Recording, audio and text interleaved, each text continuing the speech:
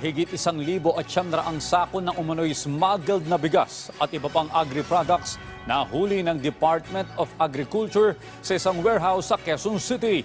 DA tiniyak na paigtingin ang operasyon at monitoring kontra smuggled ngayong Kapaskuhan. Si Clazel Pardilla sa sentro ng Balita Live. Audrey, binuksan ng Department of Agriculture Inspectorate and Enforcement ang isang bodega rito sa Quezon City na pinaghihinalaan na naglalaman ng mga smuggled na produkto. Nang pasukin ang warehouse na ito sa Barangay Paltok, Quezon City, tumambad sa DA Inspectorate and Enforcement ang sako-sakong imported na bigas. Smuggled umano ang mga bigas na galing Thailand, Myanmar at Vietnam na abot sa 1,900 sako. Tingnan natin sila ng mga kaukulang papeles, yung SPSIC ng mga imported na yun. So wala silang maipakita.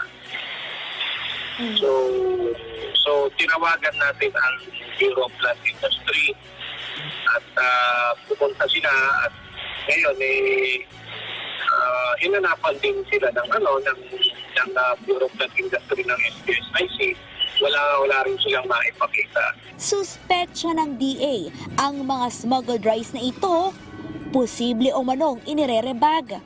May mga sako na sila doon ng local Sinandoming na, may mga ganon. Niloloko mo yung ano niyan. Yung taong bayan na umiiwas ka sa taxes. I-undermine yung local industry. Papatay niya yung local industry. Sa ngayon, pinaglock ng Chinoy ng BPI yung produkto. Nahuli rin ang libo-libong kilo ng puting asukal at nakumpiska ang kahon-kahong Pangasius filet at Indian buffalo meat na tanging mga institutional buyer o processors lamang ang maaring bumili at gumamit. Aabot sa 5 milyong piso ang mga nakumpiskang agri-products. I-issue ng show cause order ang may-ari at maaring maharap sa paglabag sa Anti-Agricultural Smuggling Act at Food Safety Act. Magkakasunod na bodega rin ang binuksan ng DA at National Meat Inspection Service sa nakalipas na araw ngayong papalapit ang Pasko.